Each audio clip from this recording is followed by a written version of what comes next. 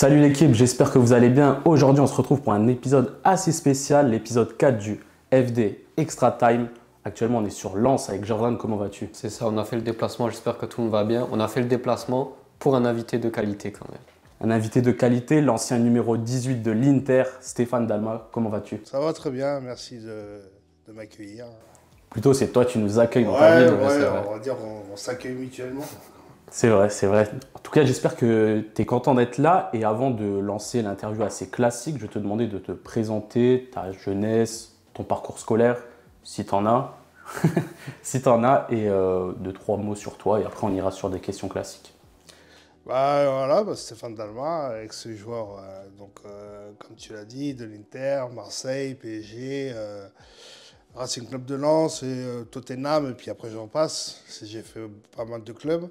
Donc je suis originaire de Tours. Voilà, j'ai grandi à Tours et j'ai joué dans le club de Jouer les Tours jusqu'à l'âge de 16 ans. Et ensuite, après, je suis parti à Châteauroux.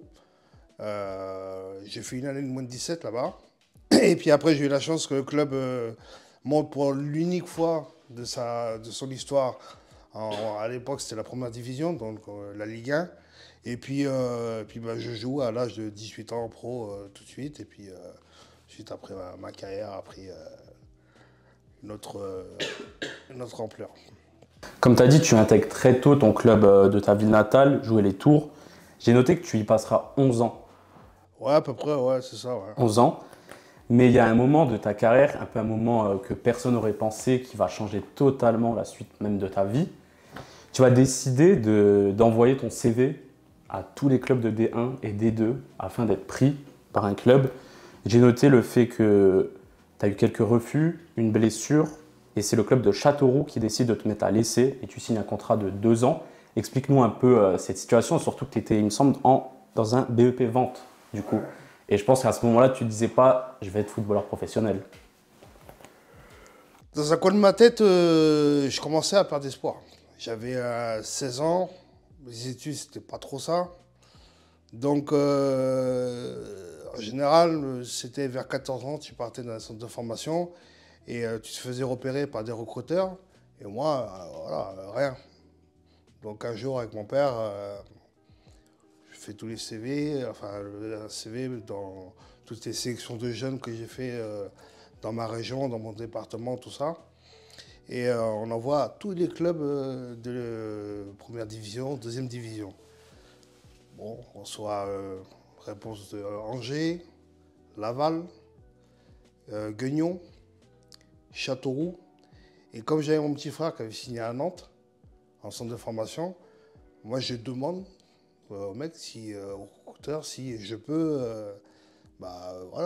faire un essai à Nantes et puis voilà. Et j'y vais à Nantes au bout de 2 minutes, contraction à la cuisse, tout ça.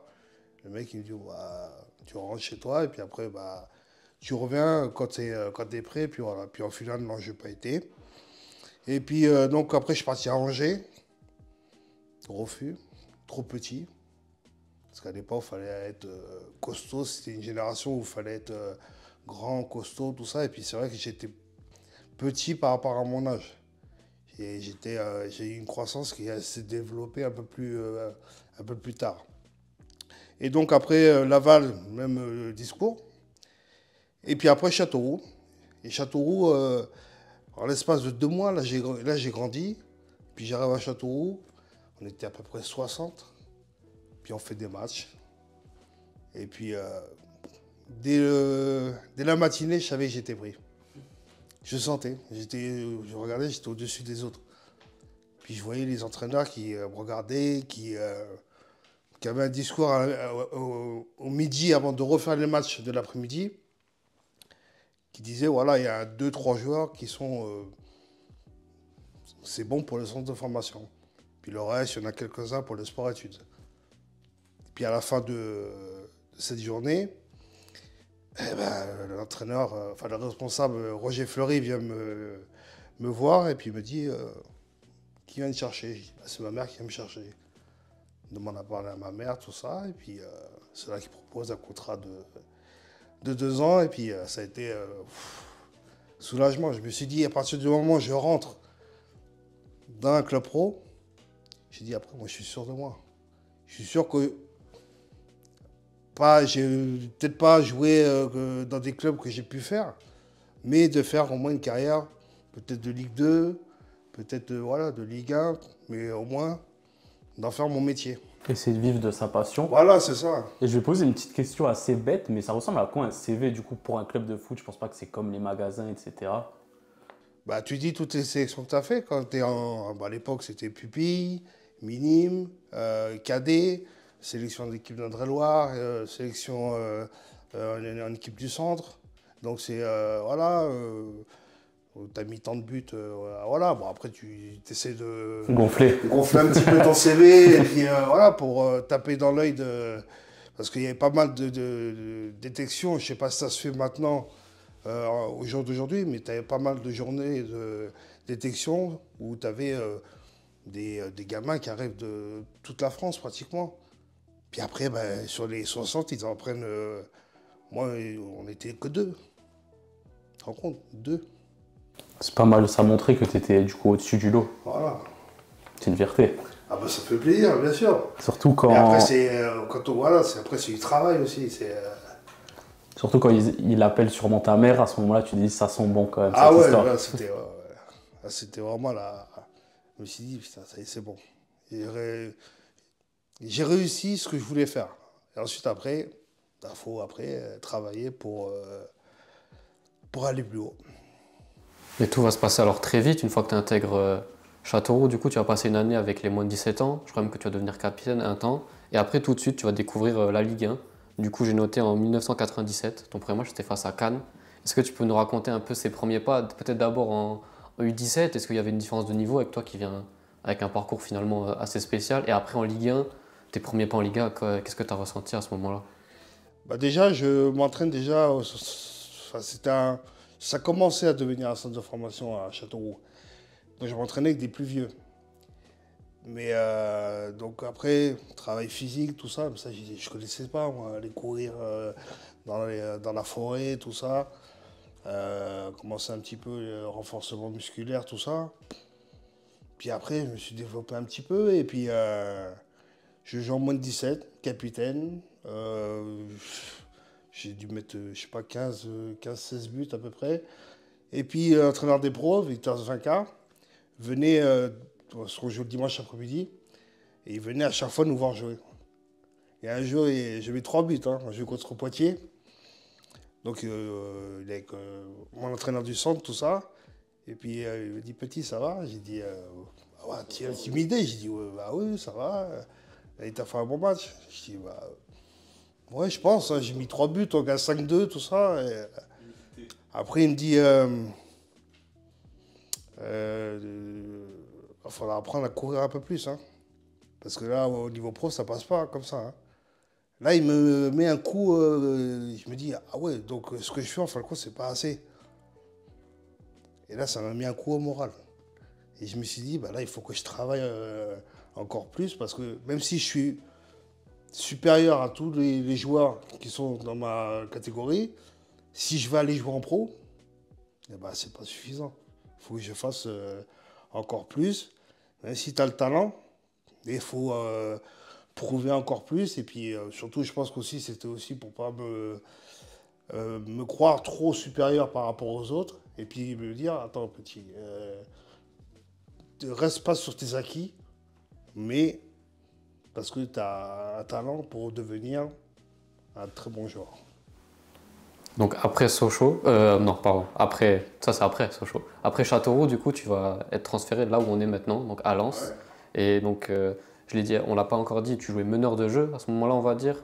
Comment c'était Lens? Est-ce qu'il y a un step entre Châteauroux et Lens? Tu vois que tu as peut-être plus de pression, ce nouveau rôle peut-être à assumer aussi de jeune crack entre guillemets on va dire. Est-ce que tu as senti la pression à ce moment-là? Dans un grand club de France, quand même.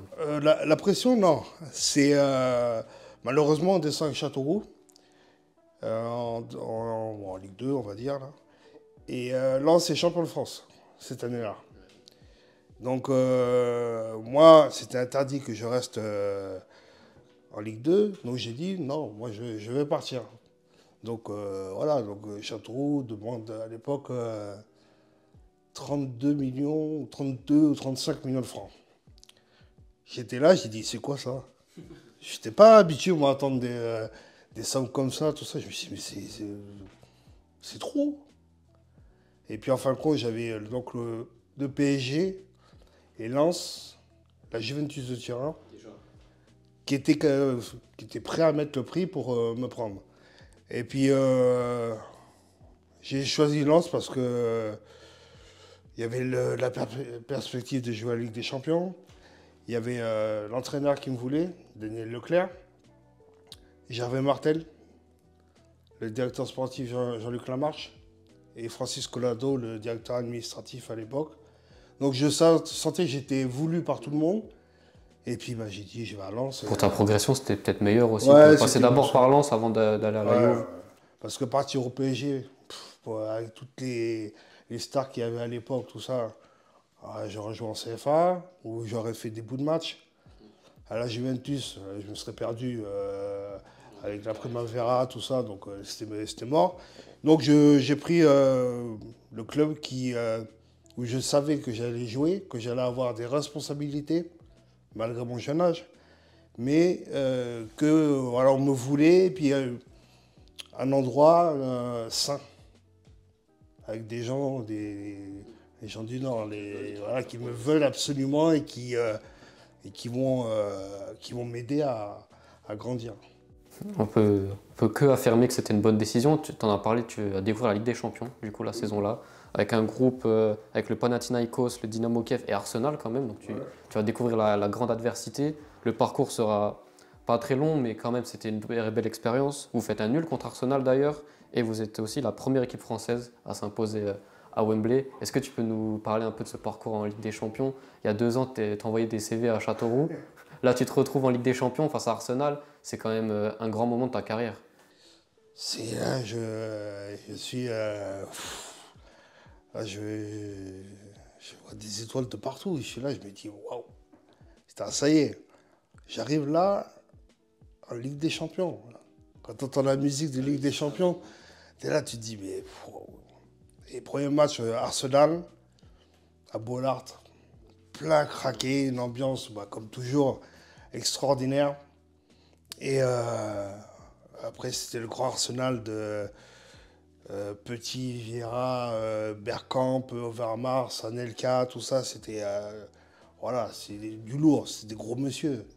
Et puis on fait un partout. On fait un partout, et puis on fait un bon parcours après en Ligue des Champions. Et puis ça se joue le dernier match contre le Dynamo de Kiev, de Shevchenko à l'époque. Il a même marqué, il me semble. Comment? Il a même marqué, il me Je crois semble. qu'il avait mis 2 buts ce jour-là au retour, et on perd 3-1, parce que bon, au bout de 5 minutes, on se retrouve à 10. C'était Frédéric Déhu qui avait pris un rouge, et donc 10 contre 11 contre une équipe comme ça. Donc on termine 3e, et puis on va prendre un quart de finale. Du coup, après ça, tu vas aller remporter ton premier trophée, Ouais. la Coupe de la Ligue, après un parcours assez sympa, l'OM, Le Havre. Tu marques un but contre Le Havre. Ça fait quand même sourire de se dire qu'on a marqué des buts importants dans un parcours. Le Stade Rennais, du coup, à côté de toi. Et en finale, le FC Metz, notre club de chez nous. Du coup, en finale, t'as encore des grands souvenirs de ce parcours? Est-ce que tu as des petites anecdotes sur cela? Ça commence contre Marseille, déjà. Des fois, ça joue à un détail. Hein. On fait un partout, ça finit au tir au but. Et donc, séance de tir au but, tout ça, chacun marque. Et puis, il y a Eric Roy qui tire un penalty, qui tape la barre, qui tape sur la ligne de but. Mais en fin de compte, l'arbitre, le ballon était rentré et est ressorti. Et après, quand on voit les images après, en fin de compte, il y a des buts. Donc, ça a été refusé. Puis après, nous, on marque après, on est qualifié. Alors que si ce but-là avait été validé, peut-être qu'on n'aurait pas été aussi loin en Coupe de la Ligue. On aurait été éliminé peut-être ce jour-là. Et puis voilà, puis on fait une superbe épopée. On va gagner donc au Havre, à Rennes. Et puis Sochaux, on gagne aussi en demi-finale. Et puis après, il y a cette finale au Stade de France, la première fois au Stade de France, tout ça. Tout le stade est, allez, le trois quarts du stade sont dehors. Nous, on arrive pour repérage du terrain, tout ça. Une ambiance de fou. Il y en a encore des frissons, hein, tellement c'était magnifique. Et puis on gagne, but de Moreira presque à 5 minutes de la fin, tout comme ça. Puis après, communion avec le public, le lendemain ici à Bollaert, la ville, tout était blindé en sang et or, tout ça. C'était franchement une année extraordinaire. Et du coup, c'est ce qui te vaudra aussi un nouveau transfert, un gros transfert vers l'Olympique de Marseille. L'Olympique de Marseille, des Ravanelli, des Pires, des William Gallas, tous ces joueurs-là. Mais pourtant, avec tout cet effectif-là, la saison elle sera assez mitigée. D'abord en Ligue des Champions, cette fois-ci, il y a le nouveau format et vous avez le club qui a fait le triplé, Manchester United. Il y a ce match assez sympa. Puis il y a la deuxième phase de groupe avec la Lazio, Chelsea et les Néerlandais de Feyenoord. Et vous finissez quand même 15e du championnat à égalité de points avec l'ASNL. C'est dire que vous êtes passé très très proche d'une humiliation, on peut dire ça, une humiliation. Comment tu expliques cette saison galère avec tous ces noms et au final ce résultat-là? C'est plutôt l'ambiance interne qui a été compliquée. C'est l'ambiance interne. Parce qu'au début, moi, quand je signe à Marseille, il y avait Laurent Blanc. Et pendant cette intersaison-là, Roland Courbis ne voulait plus de Laurent Blanc, qui après partait à l'Inter de Milan. Et puis ça a commencé à avoir des conflits avec les supporters, parce que Laurent Blanc c'était le capitaine, c'était voilà, c'était le patron, c'était le président, c'était voilà. Et donc Roland Courbis avec les supporters, ça a commencé à être un peu chaud. Mauvaise ambiance aussi avec le président et Roland Courbis, qui était à l'époque Yves Marchand. Et puis, voilà, début de saison un peu mitigé, tout ça. Mais après, on fait un bon parcours en Ligue des Champions. On gagne Manchester United à domicile. On perd 2-1 là-bas, mais on fait un gros match. Et puis, on se qualifie pour la deuxième phase de groupe. Niveau championnat, je crois qu'on était à 6-7 points de Lyon, qui était premier. Et puis après, limogeage de Roland Courbis. Puis Bernard Calzoni qui arrive. Et puis là, ça a été le bordel. Je ne pense pas que c'était l'entraîneur qu'il fallait à ce moment-là pour redresser le club. Je pense qu'il aurait fallu garder Roland Courbis. Et puis ensuite, après, je pense qu'au fur et à mesure, avec les joueurs qu'il y avait, avec l'effectif, je pense qu'on aurait fait une meilleure saison. Et puis, on fait une saison où on se sauve à la dernière journée à Sedan pour un but. Ce jour-là, on s'est dit, si on descend en Ligue 2, surtout à Marseille, ouf, là, c'est chaud. Hein. Vous êtes mort. Ah ouais, mais là, honnêtement, je crois qu'il y avait même des... Ouais, ça aurait pu terminer par vraiment une grosse catastrophe, même physique ou je sais pas. Mais c'est vrai que ce jour-là, quand on joue contre Sedan, dernière journée, je peux te dire qu'on avait une pression mais de fou. Et vraiment, là, ce jour-là, j'avoue, j'avais Peur. Ouais, il y avait une grosse pression. Du coup, ça devait être chaud, les chevilles devaient être toutes gonflées, c'était dingue. Et on raconte même qu'il y a eu un guet-apens aussi lors de la saison à la commanderie, après une défaite 5-1 face à l'ASSE. Comment tu as vécu cette situation-là? Et est-ce que, parce qu'on parle de toi, mais aussi tes coéquipiers, comment ils l'ont vécu? Peut-être qu'il y en a, ils l'ont vécu pire que toi. Ah, le pire, c'est du Gary. Le pire, c'est du Gary, parce qu'on fait 5-1, on perd 5-1 à Saint-Étienne, et puis Dugarry va vers le club des supporters qui était venu, et puis pour essayer de les calmer, parce qu'il commençait à jeter les sièges, tout ça, et puis il se fait insulter, tout ça, et puis voilà. Et puis donc en fin de compte, le club décide de rester à Saint-Étienne, alors qu'on devait rentrer en bus ce jour-là, parce que Saint-Étienne-Marseille, c'est pas très loin. Et là, on apprend que tous les supporters nous attendent au péage. Donc, bon, voilà, on fait une réunion à l'hôtel, tout ça. Et puis on dit, demain, on fait une réunion, les joueurs qui veulent venir, avec les groupes de supporters à la commanderie, le centre d'entraînement. J'avais 20 ans, j'étais avec Peter Luxin et on s'est dit, non, nous on n'y va pas. On laisse les grands y aller. Il y avait Robert Pires, il y avait Dugarry, il y avait Sébastien Pérez, et puis Patrick Blondeau, je crois. Et puis voilà, alors moi je rentre, je fais ma sieste tranquille, j'ai l'équipe TV, puis je vois guet-apens à la commanderie, tout ça. Waouh! J'arrive le lendemain, je vois tout est cassé, les vitres cassées, tout ça. Et puis celui qui avait pris cher, ouais, c'était Dugarry. Et puis la preuve, il part au mercato d'hiver à Bordeaux parce que il était traumatisé. Je pense aussi, toi, à 20 ans, avec, même si tu l'as pas vécu de façon interne, l'avoir juste vécu à la télé, tu te dis que ça pouvait à nouveau venir lors de cette saison. Ouais, mais après, c'est dommage parce que. Ouais, je vais parler de mon cas personnel à Marseille. Il y en a qui vont dire non. Après, quand on fait une mauvaise saison, c'est un collectif. Et moi, individuellement, je pense que je m'en suis bien sorti par rapport à mon âge, par rapport au transfert qui était à l'époque le plus gros transfert de club français quand il y a eu Lens et le transfert de Lens à Marseille. Donc, je pense avoir bien géré. Mais bon, après, c'est vrai que c'était dur aussi psychologiquement sur certains matchs par rapport aux supporters, par rapport à tout ça, parce que c'était vraiment très chaud à l'époque.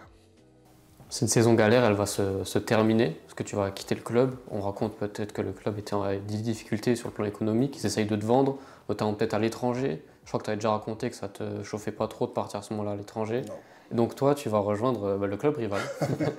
Tu vas rejoindre le PSG pendant quelques temps. Est-ce que tu peux nous raconter un peu ce transfert? Pourquoi rejoindre le rival historique? Et quel a été l'accueil aussi du public, en sachant que toi, tu viens de l'OM? Est-ce que ça a été compliqué de se faire accepter, etc. Déjà, j'avais signé 8 ans à Marseille. C'était des contrats à longue durée. Il y avait Luxin qui avait signé 12 ans, Pires 7 ans aussi. C'est là que ça commençait à devenir des transferts qui commençaient à prendre de l'ampleur. Bon, rien à voir avec ce qu'il y a aujourd'hui, mais voilà, ça commençait à se développer. Et donc, moi, Marseille, c'était le rêve de gosse, de tous les mecs de chez moi, tout ça. Donc, voilà, jouer au Vélodrome, tout ça. Franchement, c'est magnifique. Et puis le club décide de mettre sur la liste des transferts avec Luxin et puis Pires. Parce qu'on était les trois valeurs marchandes qui pouvaient rapporter au club qui avait des problèmes financiers.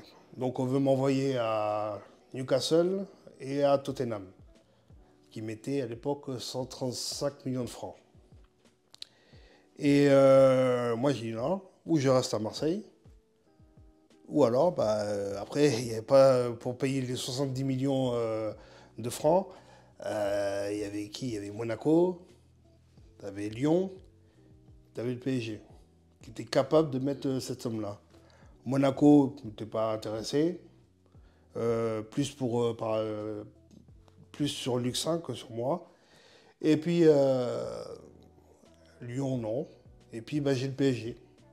Qui me veulent absolument, parce que en plus c'était mon ancien directeur sportif de Lens qui était au PSG, et puis après il y avait Philippe Bergerot, l'entraîneur de l'époque, tout ça, qui me voulait, puis voilà, ils ont trouvé un accord, Marseille avait récupéré ses 70 millions, et puis je pars au PSG.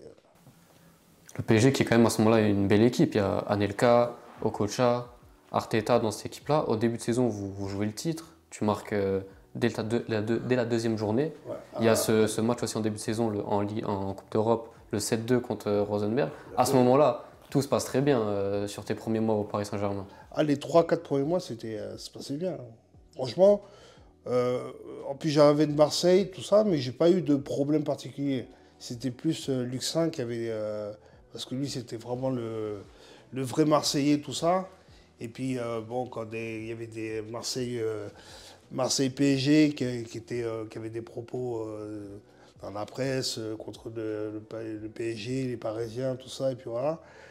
Et puis donc, ouais, on fait 4 mois extraordinaires. On est premier en championnat, qualifié pour le deuxième tour de Ligue des Champions. On gagne 7-2 contre Rosenborg, le match qui nous a plombé, parce que 3 jours après, on joue Bordeaux à domicile et on perd 2-0. De doublé de Paoletta à l'époque. Et puis c'est là que ça commence à partir en vrille. On perd 5-1 à Sedan, je crois. Et puis après, Bergerot licencié et Luis Fernandez qui arrive. Et puis là, c'est le début de la fin. Oh, là, c'était. C'est le début de la fin parce que donc, le temps passe un peu et arrive l'hiver où là tu vas être échangé, je crois, contre l'Inter Milan, contre Vampeta. À ce moment tu quittes le club. Est-ce que, comme tu commençais peut-être à le dire, c'était à cause du changement d'entraîneur, Luis Fernandez qui arrivait, qui ne te faisait peut-être pas confiance, est-ce qu'il y a eu un conflit avec? Parce que tu restes du coup pas très longtemps au Paris Saint-Germain alors que tout se passe bien au début de saison. Ouais. C'est quand même assez surprenant. Bah, c'est Luis Fernandez, hein. C'est lui qui m'a fait comprendre que comptait pas trop sur moi. Et puis qui n'adhérait pas au projet initial du club de faire venir des jeunes joueurs à gros potentiel. Lui, il voulait avoir des joueurs confirmés, matures, comme il a fait venir Pochettino, Di Cristobal, tout ça. Et donc, moi, il appelle mon agent et puis il dit tu trouves un club. Puis à l'entraînement, ça n'allait pas, c'était des clashs à chaque fois.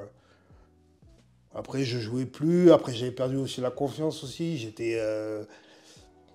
été sifflé à un moment par le parc, tout ça. Donc voilà, j'ai 20 ans, 21 ans.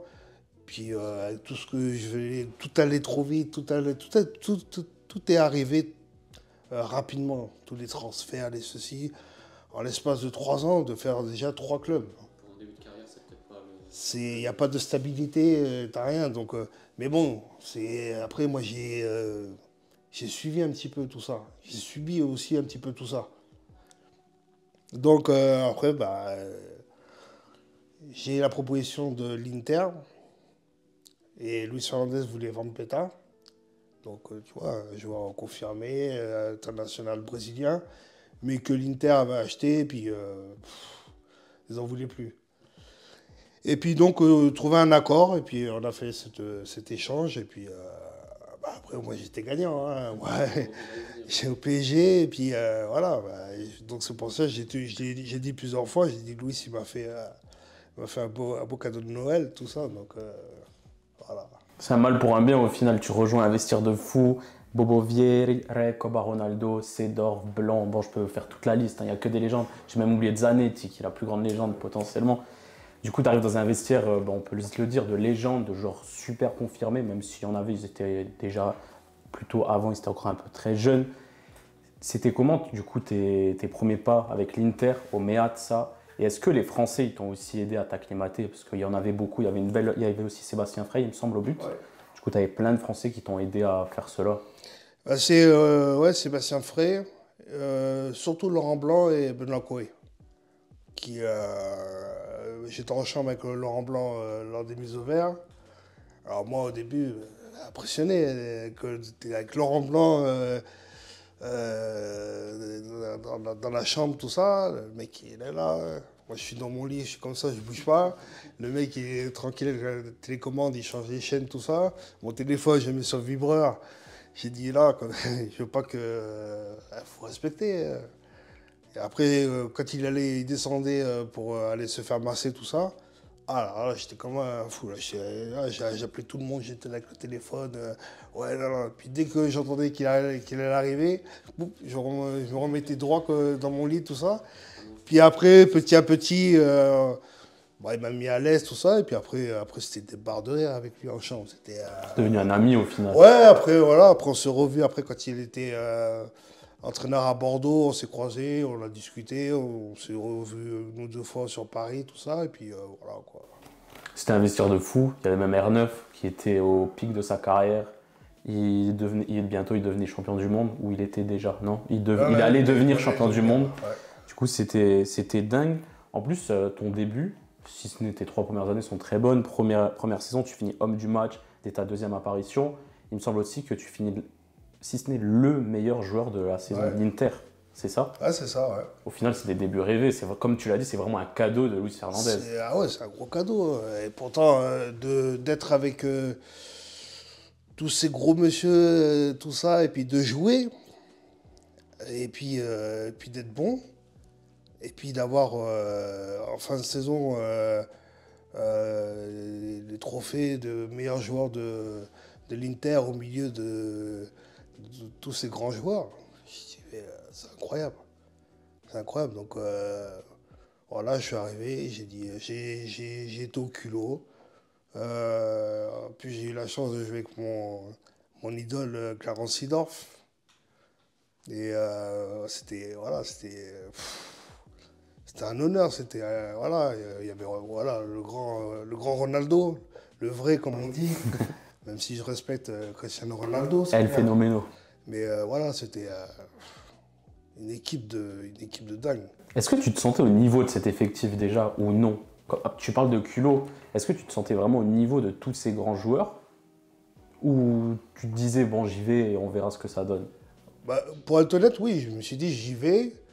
Il faut que je parte de la France. De toute façon, je pouvais aller. J'avais fait Marseille, Paris, Lens. Après, je vois pas où est-ce que je pouvais aller. Après, je n'allais pas faire le tour, même si après, je l'ai fait.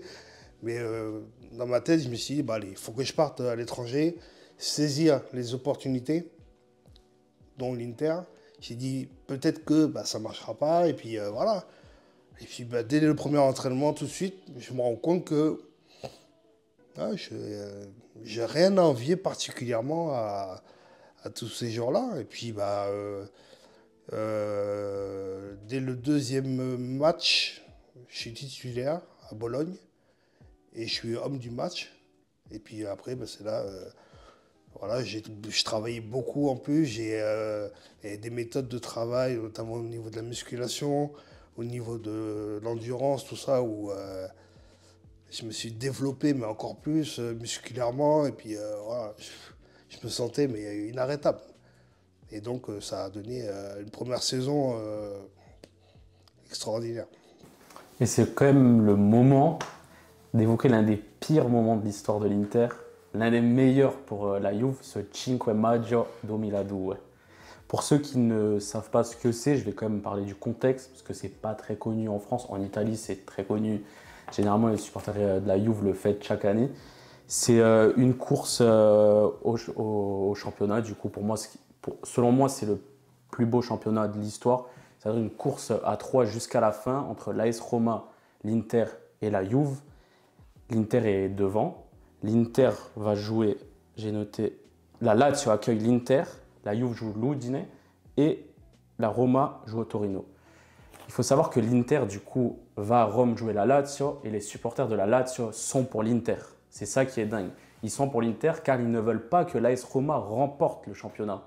Et du coup, à chaque but que la Lazio marque, les joueurs sont sifflés par leurs propres supporters. Ce qui est totalement dingue pour le football. Et vous perdez 4-2. Vous perdez 4-2 contre la Lazio. La Juve l'emporte, la Rome l'emporte. La Juve est championne d'Italie. L'AS Roma finit 2e et vous finissez 3e.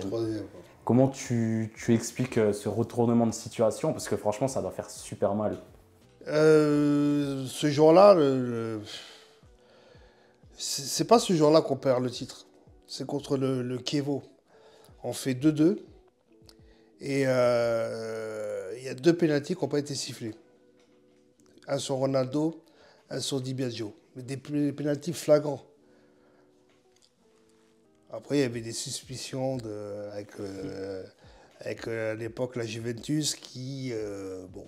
Avec Moggi. Voilà, qui... Faut dire les noms. Il y avait des magouilles un petit peu avec des matchs. Voilà, c'est pour ça que la Juve a eu des problèmes, a été rétrogradée en série B, tout ça.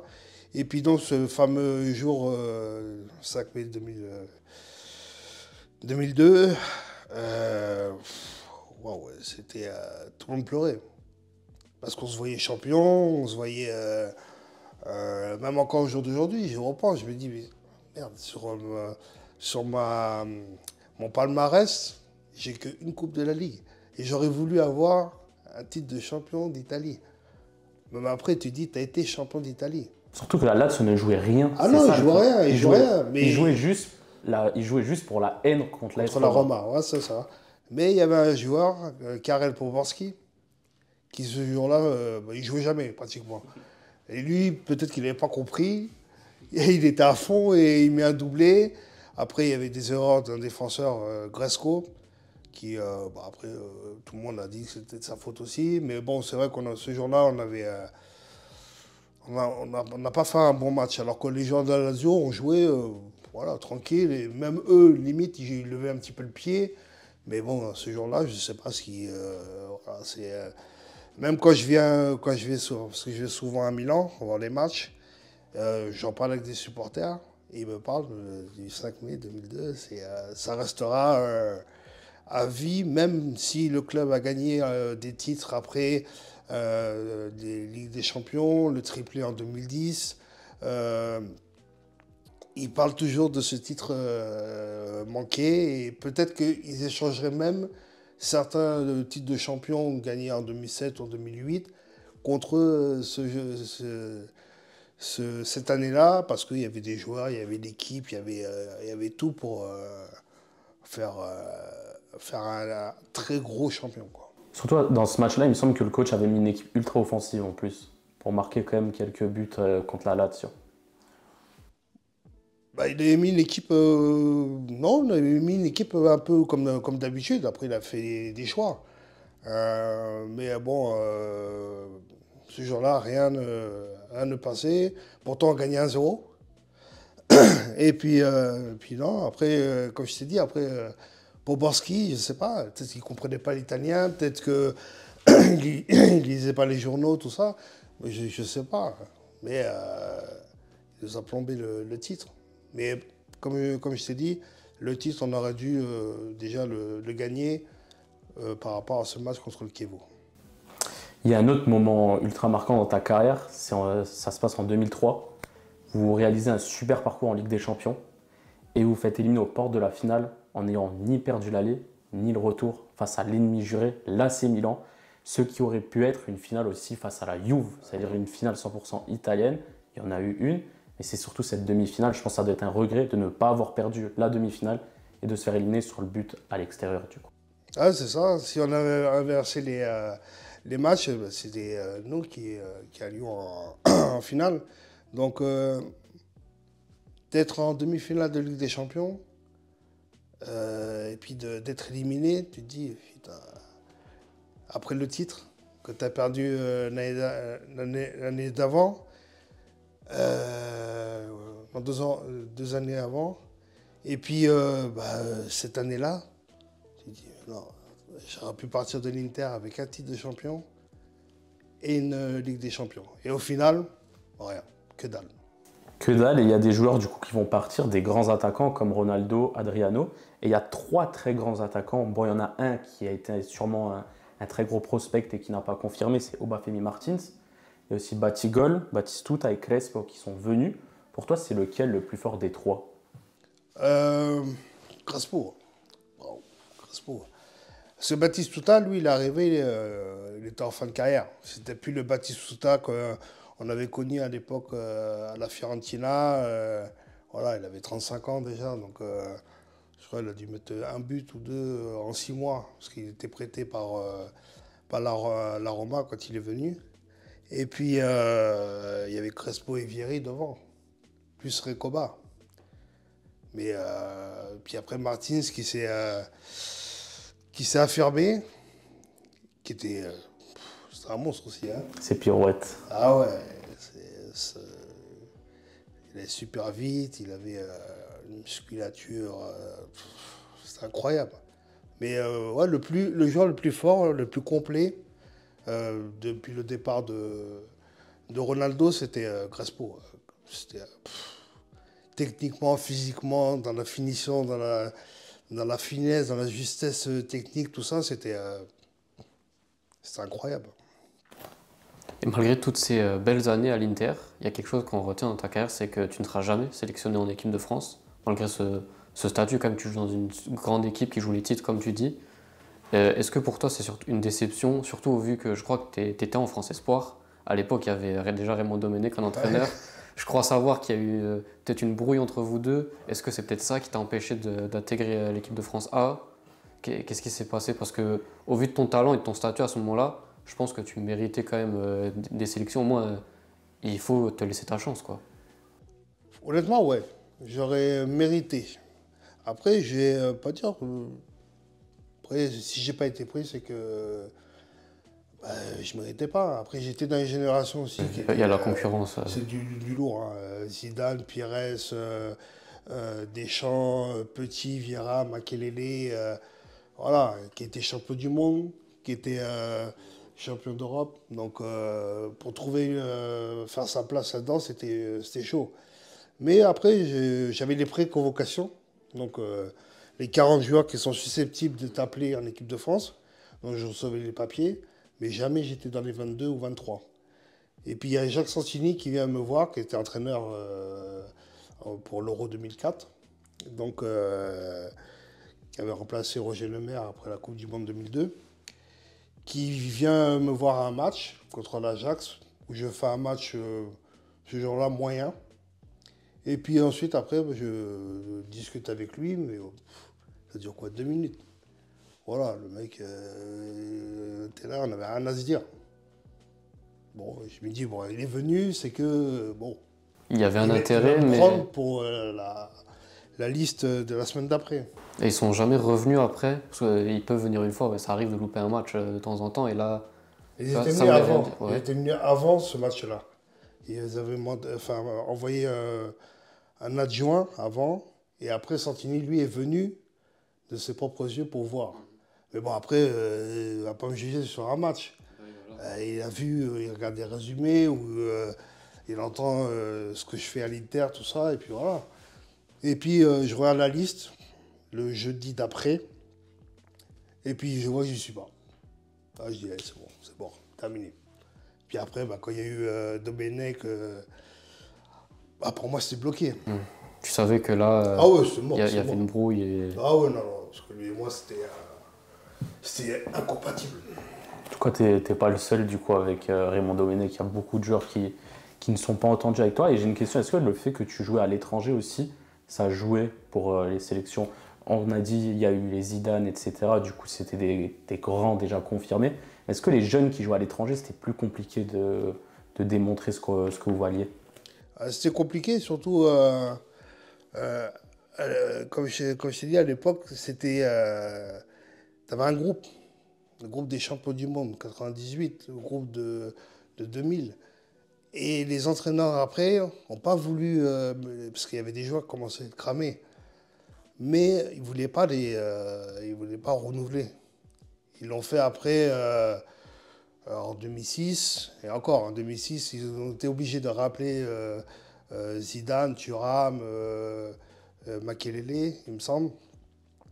Et puis, non, c'était compliqué pour nous. On est tombé, même si on aurait quand même mérité au moins une sélection, et on est tombé sur une génération qui était c'est trop fort. On pouvait pas, même si on se sentait capable, mais par rapport aux sélectionneurs, par rapport à tout ça, on était bloqué. Arrive alors l'été 2003, où donc, tu passes tes quelques années à l'Inter, et je crois qu'il y a des transferts qui arrivent qui te mettent un peu en concurrence. Et j'ai cru lire une fois que tu voulais peut-être pas forcément être sur le banc ou quoi, et donc tu vas être prêté à Tottenham. Comment tu juges ce transfert? Est-ce que pour toi c'était une bonne décision à ce moment-là de partir à Tottenham, ou est-ce que tu aurais dû rester à l'Inter? Parce que tu vis des très belles heures à l'Inter là. Ça a été le tournant de ma carrière. Cette période-là. C'était tournant parce que cette intersaison-là, il fait venir pas mal de joueurs. Et puis, bah, moi, je vais voir Hector Cooper, et puis je lui dis, voilà, avec mon agent, tout ça, je lui dis, est-ce que vous comptez sur moi pour la saison prochaine? J'ai vu que vous avez pris un tel, un tel, un tel. Ah, mais il fait comprendre, bon, bah, si tu restes, tu travailles, t'es bon, tu joueras. Si tu pars, bah, tu pars, et puis voilà. Et puis là, j'aurais dû avoir quelqu'un qui soit derrière moi pour me dire, Stéphane, tais-toi, travaille, et tu verras, tu joueras. Et puis, bah, non, j'ai dit, allez, c'est bon, je demande à être prêté. Et puis, je pars à la Lazio, à Tottenham. Parce que j'avais la Lazio aussi qui me voulait. J'avais eu Roberto Mancini au téléphone. Et puis, bah, je décide, parce que je ne voulais pas jouer dans un autre club italien que l'Inter, je décide de partir voir un autre foot, donc en Angleterre, à Tottenham. Et puis, voilà, je fais une année là-bas où ça a été un peu compliqué, mais bon, j'ai découvert un autre football. Mais c'est vrai que si j'avais eu un entourage un peu plus, on va dire, Plus de conseils, quoi. ouais, fort, vraiment, de me dire, tais-toi, tu vas jouer, t'inquiète pas, sois patient, tu vas retrouver ta place de titulaire, tout ça, et puis voilà. Mais j'avais pas des personnes autour de moi pour bien me conseiller par rapport à ces transferts-là. Comment tu juges malgré tout le football en Angleterre? Est-ce que c'était si différent par rapport à l'Italie? On sait que c'est quand même souvent le rêve des footballeurs d'aller jouer en Angleterre et tout. Est-ce que toi, à ce moment-là, ça te motivait beaucoup? Est-ce que tu restes peut-être en arrivant, tu te dis encore, au bout de quelques temps, ah, je regrette, j'aurais dû rester à l'Inter? Non, je suis content d'avoir découvert un autre championnat, des stades anglais, et puis Tottenham. Il y avait quand même des grands noms, mais c'était plus une maison de retraite qu'autre chose, parce que c'était beaucoup de joueurs en fin de carrière, des Gustavo Poyet, des Christian Ziege, il y en a plus d'autres, je pense, ouais, Robbie Keane, il y avait, Frédéric Canouté, tout ça, donc il y avait des joueurs, mais il n'y avait pas une équipe. Donc c'est pour ça que ça a été une année mitigée. Mais ouais, que le recul, c'est le seul truc que ouais, je me dis, ouais, j'aurais dû rester à l'Inter. Même si j'ai quand même bien kiffé le championnat anglais. Parce qu'effectivement, après ce passage à Tottenham, donc en soi, tu es encore lié à l'Inter, mais tu repars en prêt à Toulouse. À ce moment-là, effectivement, ta carrière prend peut-être un coup, mais est-ce que tu peux nous parler rapidement de cette période et quelle conclusion t'en tires de tout ça? Est-ce que l'Inter, c'est peut-être tes meilleurs moments? Tu aurais dû rester jusqu'au bout et tant pis parce que ta carrière prend un coup à ce moment-là. Est-ce que tu le ressens peut-être aussi ça? Que ta carrière... Ouais, je le ressens un petit peu parce que je me dis, je suis à l'Inter de Milan, puis là, Ça commence à descendre tout doucement. c'est à Tottenham. Puis après, bah, je demande à revenir en France. Donc je suis reprêté à nouveau, et là je vais à Toulouse. Toulouse, avec tout le respect que j'ai pour C'est pas l'Inter Milan. Toulouse, c'est pas l'Inter du Milan, c'est pas même le PSG, c'est pas Marseille. Mais il y avait un projet. Puis bon, j'avais envie de rentrer en France. Et puis il y a eu un accord entre les deux clubs, avec un prêt payant, tout ça. Donc je vais à Toulouse. Et puis bah, malheureusement, au bout de 9 matchs ou 10 matchs, je me fracture le cinquième métatarse. Donc 4 mois d'arrêt. Et puis donc une saison, bah, voilà. Hein. Et puis donc après, bah, je me retrouve... encore, il me reste encore 2 années de contrat encore à l'Inter. J'aurais pu dire je retourne à l'Inter. Mais bon, là, c'était compliqué quand même. Et puis je signe contre toute attente au Racing Santander. Et là, je commence à sentir que... là, je commence à descendre, mais vraiment bas. Donc ça se passe pas bien. Ça se passe pas bien, une année ouais, pourrie. Il me semble que tu joues avec ton frère aussi. Avec mon frère, ouais. Ouais. Parce que au moment de signer, je demande au club de faire signer mon frère avec moi. Donc, limite, j'impose. Sinon, je ne signe pas. Elle me dit, ouais, mais on ne connaît pas ton frère, tout ça. Et je leur dis, ben voilà. Donc, ils prennent mon frère, et puis donc on arrive là-bas. Et les 6 premiers mois, je joue un petit peu. Mon frère joue 1 ou 2 matchs. Et puis, on rentre en retard des vacances de la trêve hivernale.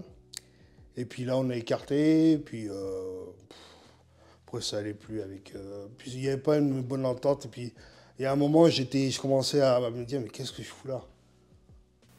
Est-ce qu'à ce moment-là, t'as perdu la passion pour le football ou pas encore? Non, c'est pas la. Non, la passion, je l'avais toujours. Mais j'avais un sentiment de. Pas de honte, mais de. Je commençais à me décevoir moi-même. Et donc, je me dis, mais merde, sérieux, tu viens de faire un début de carrière qui était comme ça, qui montait T'as en enchaîné flèche. plein de grands clubs en plusieurs Ouais, et années, puis et après, te maintenant, retrouver dans des t'enchaînes petits clubs comme les... ça, tu te dis, tu prends un coup, tu prends un coup. Forcément. Après ça, tu fais quand même un saut à nouveau, un petit saut quand même. Tu signes à Bordeaux, tu fais ton petit retour en France, hein, dans un club qui joue la Ligue des Champions. Tu fais ton retour, en plus tu finis ton tour d'Europe. Je pense que tu as déjà fait un peu tout, Italie, Angleterre, Espagne. Tu arrives à Bordeaux, mais ta saison elle est assez compliquée, tu joues très peu. Tu marques ce somptueux but en C1 face au PSV. Et en plus de ça, le club remporte la Coupe de la Ligue, mais tu n'es pas sur la feuille de match de la finale. Donc on s'est posé la question avec Jordan, est-ce qu'on devait te la comptabiliser quand même ou non? Non. Transfermarkt comptabilise cette deuxième Coupe de la Ligue et les autres sites non. Du coup, c'est à toi de nous dire. Non, parce que j'ai joué. Alors, ça peut être considéré comme. Parce qu'il faut faire, je crois, 2 matchs minimum. Et j'avais fait 2 matchs. Mais moi, personnellement, je n'ai pas gagné la Coupe de la Ligue. Non. À partir du moment où je n'ai pas contribué à la victoire du club, j'ai dit, moi, je ne me sens pas concerné.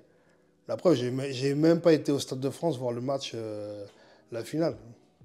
J'étais parti en week-end et j'avais vu le match à la télé comme ça, parce que j'appartenais au club, tout ça, et puis par curiosité, je regardais. Mais sinon,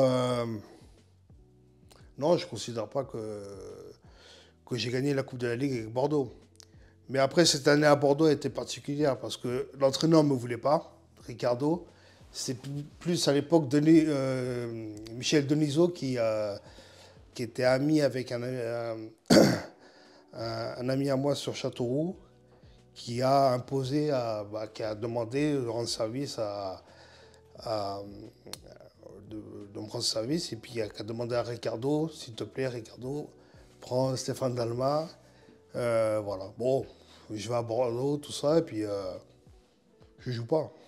Je fais, ouais, comme tu dis, 13 matchs ou 14 matchs à peu près. Donc, quand tu sais que tu n'as pas la confiance de l'entraîneur, même s'il y a l'entraînement, j'ai commencé à retrouver des bonnes sensations, tout ça. Je me suis dit, mais non, je ne jouerai jamais. Je peux faire tout ce que je voulais à l'entraînement. Voilà. Le seul match où il m'a laissé jouer, c'était contre le PSV Eindhoven. Et puis, je fais un gros match et puis je mets un but voilà, extraordinaire. Et puis, voilà. Mais sinon, après, les 6 derniers mois, c'était fini. Tu vas peut-être commencer à avoir quand même la lumière au bout du tunnel, puisqu'après Bordeaux, donc tu vas à Sochaux, où là, tu vas rester, c'est le club où tu vas rester le plus longtemps en termes de matchs, où tu vas devenir un cadre, tu vas être capitaine. Quel regard tu portes maintenant sur ce passage à Sochaux? Est-ce qu'au moment de signer, tu te dis, je vais y rester un peu, je vais redescendre encore un petit peu, et pour rebondir plus tard, où tu commences à te dire tout doucement, bon, j'ai peut-être vécu mes plus belles heures, maintenant, essayons de juste retrouver des sensations, juste de jouer régulièrement et de kiffer ce qui commence à ressembler à une fin de carrière. À ce moment-là, je me dis, allez, je signe à Sochaux. En plus, cette année-là, Sochaux est qualifié pour le tour préliminaire d'Europa League. Donc je me dis, ça peut être un tremplin pour rebondir. Et puis, parce que j'avais 27 ans à cette époque-là. Donc je me dis, bon, il me reste encore C'est quand même des années. des années. Et puis voilà, donc j'essaie de retrouver mon niveau. Et puis Sochaux m'a redonné le plaisir de jouer, le plaisir de m'amuser sur le terrain. La confiance de Francis Gillot, que j'ai revu il n'y a pas longtemps à Bollaert, qui m'a donné les pleins pouvoirs au niveau du club, sur le terrain, qui m'a nommé capitaine. Chose que, honnêtement, j'aurais jamais imaginé un jour être capitaine, parce que je n'ai pas le caractère pour être un capitaine à cette époque-là. Mais je me suis éclaté à Sochaux. Même si ça a été des saisons compliquées, où on terminait 13e, 14e, où voilà, c'était... mais moi, sur le terrain, individuellement, j'étais épanoui, je faisais ce que je voulais sur le terrain, j'avais totale liberté. Là, sincèrement, j'ai retrouvé mon niveau. Mais le problème, c'est que quand tu es à Sochaux, personne ne vient te voir. C'est pas comme si tu étais médiatisé comme à Marseille ou à Paris ou à Lens ou Bordeaux. Sochaux, les recruteurs, et puis surtout quand tu as 28 ans, 29 ans, les grands clubs, ils viennent plus te voir. Et bon, après c'était... Voilà, après je m'amusais, je prenais plus du plaisir à me dire que voilà, je vais finir ma carrière comme ça, et puis après on verra comment ça va se finir réellement. Voilà, ça a été... moi, mes 3 années à Sochaux ont été... mais ça reste des beaux souvenirs. Oh ouais, sérieux. Je suis retourné la dernière fois pour les adieux de Jean-Claude Plessis, qui disait adieu donc, à la présidence définitive de Sochaux. Et puis voilà, ça m'a fait plaisir de retrouver les anciens joueurs, tout ça. Et puis j'ai vu que j'ai marqué quand même l'histoire du club. Voilà, j'ai vu des articles d'anciens joueurs qui disaient quel est le joueur qui vous a le plus impressionné à Sochaux, tout ça. Et puis quand tu as plein de joueurs qui disent ton nom à toi, tu te dis, en fin de compte, j'étais pas si bidon que ça. Tu as marqué beaucoup de clubs, même en soi l'Inter, Ouais. avec toutes ces stars. Moi, quand je regarde des interviews, vu que je suis toute l'actualité du football italien, quand je vois par exemple des interviews de Bobo Vieri, etc., tu es souvent cité parmi les meilleurs joueurs avec qui il a joué. Du coup, tu avais quand même un certain crédit quand même par rapport à toutes ces stars. Là, tu as marqué Sochaux, qui est un plus petit club, sans manquer de respect. Mais quand tu es cité par des anciens joueurs avec qui tu as joué parmi les meilleurs joueurs à l'Inter, ça doit être comme une très belle fierté. Ah bon, pour moi, c'est la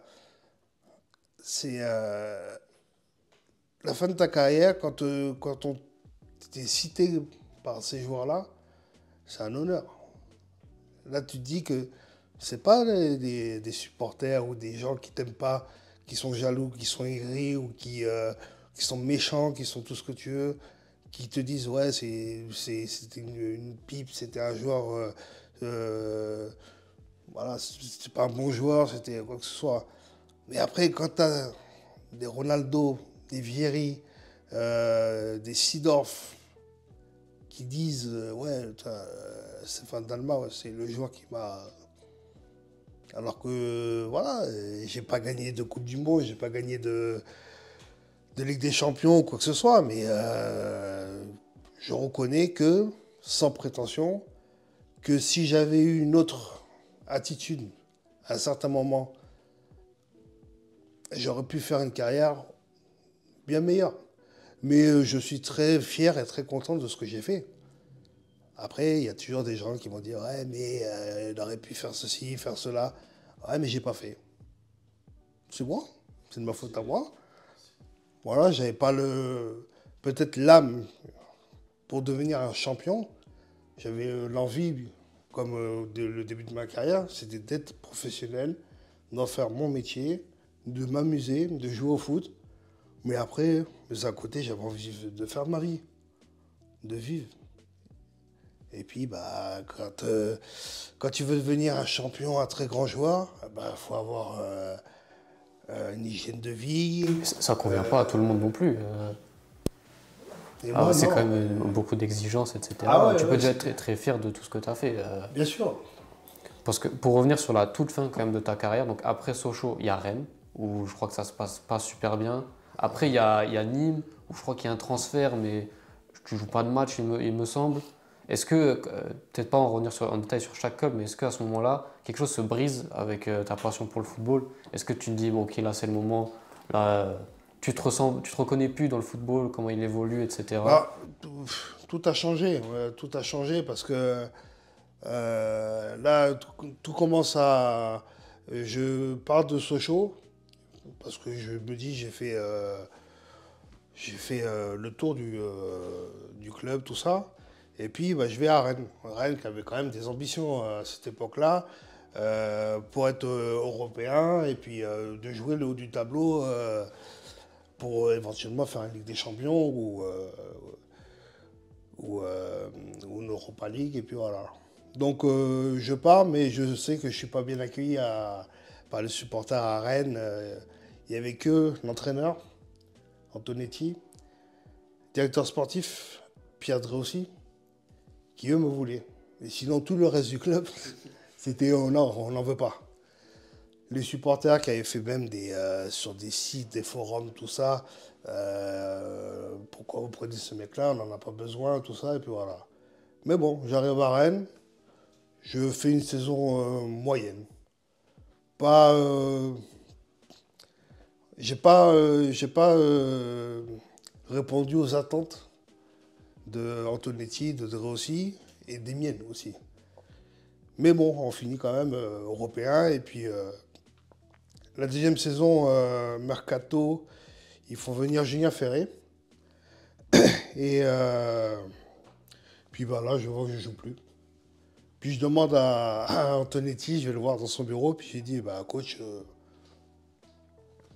c'est où vous me prenez pour jouer, ou alors vous prenez un petit jeune du centre pour être sur la feuille de match et prendre la prime. J'ai dit, moi je m'en fous. Et puis voilà, puis j'ai terminé ma saison à Rennes comme ça, mais ça commençait à être fatigant, les mises au vert, des nouvelles méthodes au niveau des vidéos, des statistiques, le nombre de kilomètres que tu Toi, fais. tu as dû connaître toi, le changement, un peu la transition entre Ouais, avant c'était libre et maintenant c'est très ouais. axé data, Et là, vidéo. j'étais plus. Là, j'étais plus en adéquation avec le foot, où il y avait plus de liberté. Là, c'était, fallait faire ceci, fallait faire cela, et là, je me suis dit, mais non. Puis j'arrivais déjà à 15 ans de carrière. Donc, fatigue psychologique, de dire, c'est bon. Puis quand tu vois des trucs dans les journaux, toujours des choses négatives, tout ça, après tu dis, c'est bon, j'en ai ras-le-bol de me faire insulter, de me faire d'avoir des critiques sur mon jeu, sur ma vie, sur tout. J'ai dit, ouais, allez, c'est bon, j'arrête. Et je signe à Nîmes pour faire plaisir à mon entraîneur Victor Zaka. Mais je me dis, mais qu'est-ce que je fous là? J'ai dit, c'est bon, stop, arrête. Stéphane, arrête, c'est terminé. Parce que là, te retrouver à Nîmes, en Ligue 2, j'ai dit, mais non, c'est pas possible. Donc je décide, je signe donc le contrat, je fais 3 semaines, et au bout de 3 semaines, je prends mes affaires et je me casse. Mon entraîneur, il m'appelle, j'ai dit, écoute, je dois rentrer chez moi à Tours, j'ai dit, on résilie le contrat, j'ai dit, c'est fini, j'arrête ma carrière. Et voilà, j'ai arrêté sur total anonymat, tranquille, et puis voilà quoi. Tu parlais d'anonymat, mais il y a des joueurs quand même qui ont encore des très bons souvenirs de toi. En tout cas, de ce que j'ai noté, Edouard Cissé disait de toi. En termes de talent, Stéphane Dalma est le meilleur joueur que j'ai vu, hormis Ronaldinho. C'était un phénomène. Il avait tout. Les 2 pieds, le pouvoir de percussion. Ce qui lui a manqué à un moment, c'est ce que tu nous as dit, c'est peut-être un meilleur entourage. Il n'a pas été suffisamment protégé, mais quand on parle de phénomène, c'en est un. Est-ce que je pense que tu es d'accord avec lui, tu nous parlais d'entourage, tu parlais de ton potentiel, au final, que peut-être tu n'as pas atteint ton plein potentiel. Et qu'est-ce que tu en penses de cette comparaison quand même avec Ronaldinho? C'est gentil de la part d'Edouard Cissé.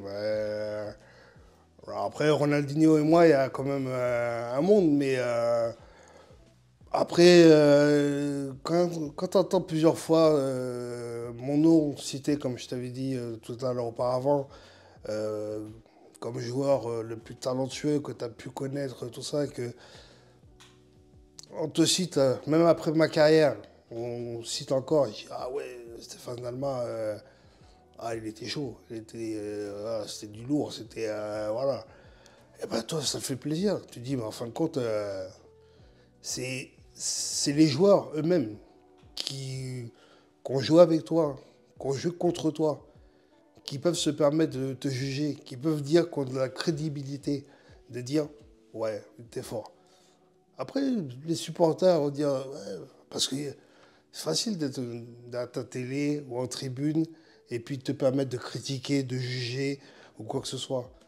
Mais apprends à connaître la personne, joue avec la personne, vois la personne au quotidien et puis après tu vas avoir ton propre jugement et puis être crédible. Après, venant de la part des joueurs comme ça, ah ben, je me dis, bah ouais, J'ai fait une belle carrière au final. J'ai je suis, marqué. je suis content, je pense que j'ai marqué ma génération. Après, bah, avec des si, ça aurait pu être meilleur, mais ça aurait pu être, comme je t'ai expliqué le début de ma carrière par rapport au CV et tout ça, j'aurais pu travailler à l'usine et puis voilà. J'aimerais alors commencer à conclure tout doucement cette interview en parlant d'après-carrière, si tu le veux bien. Je crois que ça a été un peu difficile, il y a eu des papiers qui sont sortis sur les journaux, etc. Est-ce que tu veux bien en parler ou est-ce que maintenant c'est derrière toi? Non, c'est derrière moi, tout ça. Tout ça, c'est fini. Il y a une petite période un peu. Est-ce que, alors peut-être tourner autrement, est-ce que juste la sortie de carrière d'un footballeur, moi ça m'a toujours paru assez choquant quand tu vis une vie, pour moi je trouve extraordinaire en tant que footballeur, même la tienne pour moi c'est extraordinaire et tu reviens après dans une vie plus classique, entre guillemets. Est-ce qu'il y a quelque chose à approfondir là-dessus? Je trouve que c'est un sujet intéressant. Il y a des joueurs qui n'arrivent pas à s'en sortir, c'est quand même quelque chose de compliqué la reconversion, etc. Après, le problème, c'est que il y en a qui la préparent. Moi, j'avais rien préparé. Pas de diplôme d'entraîneur, pas de perspective future. T'es célibataire, t'as pas de femme, t'as pas d'enfant, t'as ta carrière. Donc là, tu as une petite période où t'as une petite, on va dire, une petite dépression. Faut pas s'en cacher, honnêtement. Je pense que Il y ça en arrive a à plein, beaucoup il de y en a plein footballeurs. qui le disent pas. Je suis Et sûr que ça arrive à beaucoup de joueurs. Ouais. Moi, je le dis parce que je suis quelqu'un, je dis les vérités. Je suis cash. Ah ouais, j'ai eu une petite période. Bah, tu te dis, putain, qu'est-ce que je vais faire de ma vie? Je vais faire quoi demain? Je vais me lever pour faire quoi? Ah, il a fallu que j'ai un accident de scooter pour rebasculer dans ma vie et puis devenir un homme au jour d'aujourd'hui, mais l'homme le plus heureux au monde. J'ai une femme, j'ai un petit garçon. C'est tout ce qui compte maintenant. Maintenant, c'est ma C'est le priorité. plus intéressant. Mon fils. Aujourd'hui, tout va bien, du coup, dans ta vie personnelle, du coup, tu nous disais, est-ce que tu as des projets pour la suite en lien avec le football ou non? J'aimerais. Pour le moment, je me concentre sur mon fils. Je suis un papa poule. Je suis Un futur transfert à l'Inter pour ton fils. Ah, et là, il commence un petit peu à toucher le ballon. Là, je l'ai emmené au parc la semaine dernière. Et il commence à toucher le ballon un petit peu. Après, j'aimerais bien ouais, retourner un petit peu dans le milieu. Mais bon, après, le problème, c'est que quand tu as coupé un petit peu pendant quelques années dans le monde pro, après de retrouver une opportunité dans un club de recruteur, de relationnel entre le directeur sportif, l'entraîneur et les joueurs, tout ça, d'avoir un poste pour conseiller, pour apporter ton expérience, ton vécu, ce que tu as appris, ça m'intéresserait. Mais je ne suis pas à la recherche de quoi que ce soit. C'est comme je viens de te dire, moi, c'est mon fils. Et mon fils, je l'emmène à l'école, je vais le chercher, je m'en occupe. Et comme je t'ai dit, je suis un papa poule. Puis après, je profite de la vie. Je vais avoir des matchs souvent à l'Inter. J'y étais il n'y a pas longtemps. Je vais souvent à Bollard. Moi, j'habite à côté, donc je vais souvent voir les matchs. Donc voilà, donc non, j'ai eu allez, 2 ans Un petit coup de mou, on va dire. ouais, compliqués. Et puis après, bah, comme je t'ai dit, il a fallu que j'ai mon accident, où j'étais entre la vie et la mort. J'ai fait 6 jours de coma, 2 arrêts cardiaques. 1 an donc de rééducation pour marcher, et là maintenant je suis pas de séquelles, rien du tout. Je peux plus faire de sport. Ça manque un petit peu, mais ma vie elle est, Comblé. elle est magnifique au jour d'aujourd'hui. Voilà, et le fait d'être père, si je me répète plusieurs fois, parce que mon fils, c'est ma vie, fait que j'en ai m'épanouis. Mais si je peux revenir dans le milieu du foot et si on me donne une opportunité de rentrer dans un projet, que ce soit en Ligue 1 ou Ligue 2, ouais, j'écouterai. Et puis on verra. On te souhaite en tout cas tout le meilleur pour la suite. Et je pense qu'on est revenu en grande partie sur les grands moments de ta carrière, mais il y a peut-être des moments qu'on soit on n'a pas encore évoqués, soit peut-être pas en détail, pour en revenir dessus sur une manière un peu plus ludique. Donc si c'est le moment, je lance le jingle, carte sur table. Stéphane, du coup, tu as devant toi 5 cartes qui sont des moments de ta carrière. Ouais. Donc je te laisse, le but c'est que tu les retournes une par une dans l'ordre que tu veux. C'est juste des moments sur lesquels on n'est peut-être pas encore beaucoup revenu, où tu peux raconter une petite anecdote, raconter le moment, etc. pour revenir sur les moments de ta carrière qu'on n'a pas encore évoqués. Je te laisse piocher, expliquer le moment.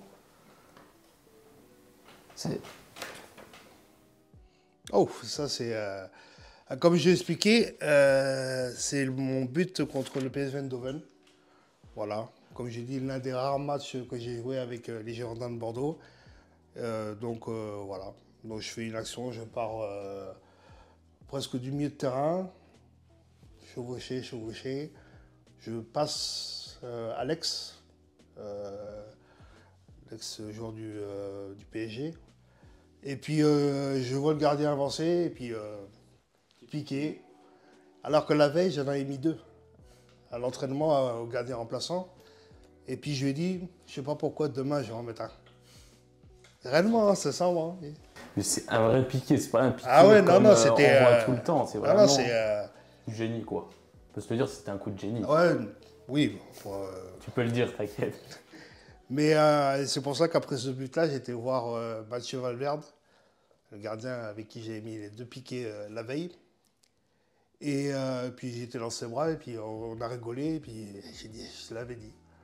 Donc non, c'est un but extraordinaire.